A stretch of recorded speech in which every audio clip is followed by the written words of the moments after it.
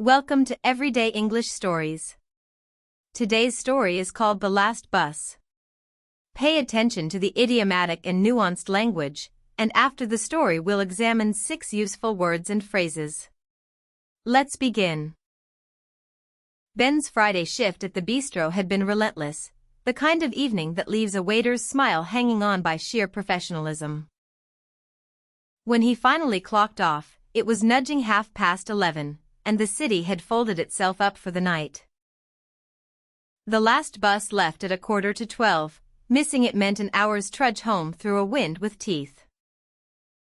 He set off at a brisk pace that soon deteriorated into an undignified jog. Rounding the corner, he caught sight of the bus idling at the stop, its doors easing shut with bureaucratic indifference. He made it by the skin of his teeth, hurling himself aboard to the hiss of reopening doors. "You're not the first to arrive at a gallop," the driver remarked dryly, "though you may be the most dramatic." Ben laughed despite himself and sank into the seat behind the cab, chest heaving. The bus was all but deserted, and conversation came easily, as it often does between strangers at midnight. The driver introduced himself as Sam, 30 years on the same nocturnal route, a fixture as constant as the streetlights. "Friday's my swan song," he said, with a lightness that didn't quite hold. "After that, they can find someone else to chase the moon." Beneath the joke, Ben detected an undercurrent of reluctance, the wistfulness of a man leaving a life he had quietly loved. It emerged that Sam was something of an unsung institution. He had ferried night shift nurses, weary chefs, and homesick students for decades, and had never once pulled away from a running figure. He kept a spare umbrella by his seat and an encyclopedic memory for birthdays.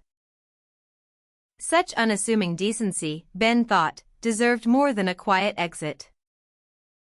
Over the following week, he discreetly canvassed the route's regulars. The response verged on the overwhelming. Apparently everyone had been saving up their gratitude for years. Contributions poured in for a farewell card of absurd proportions, and a retired baker declared that only her lemon drizzle would do. Someone's teenager designed a banner reading, "Thank you, Sam, 30 years, 0 passengers left behind." On Friday night, the final service drew up to a stop thronged with familiar faces. Sam peered out at the assembly, visibly nonplussed, until Ben boarded brandishing the card. What followed was less a bus journey than a rolling celebration, complete with cake, applause, and several shameless speeches. Sam attempted a gruff dismissal, but his voice betrayed him halfway through. 30 years of keeping to the timetable, he managed, and you ambush me on the very last night.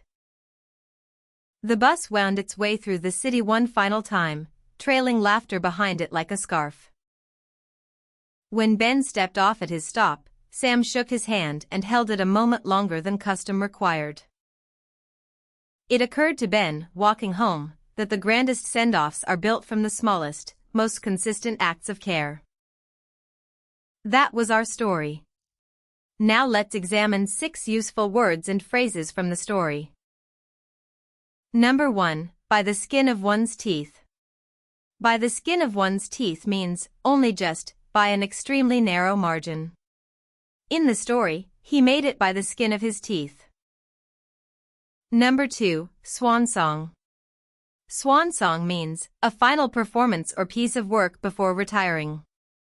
In the story, "Friday's my swan song," he said.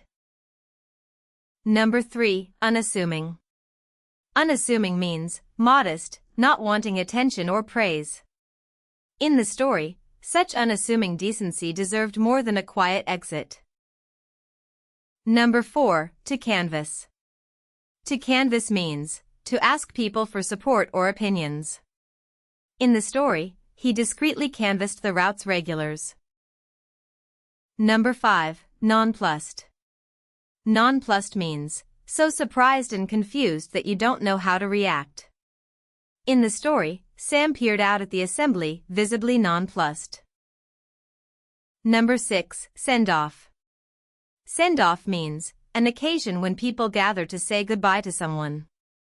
In the story, the grandest send-offs are built from the smallest acts of care. Excellent work. A practice tip: listen once more and note how the idioms are used in context, then try building your own sentences with them. New episodes every day, so please subscribe. See you tomorrow.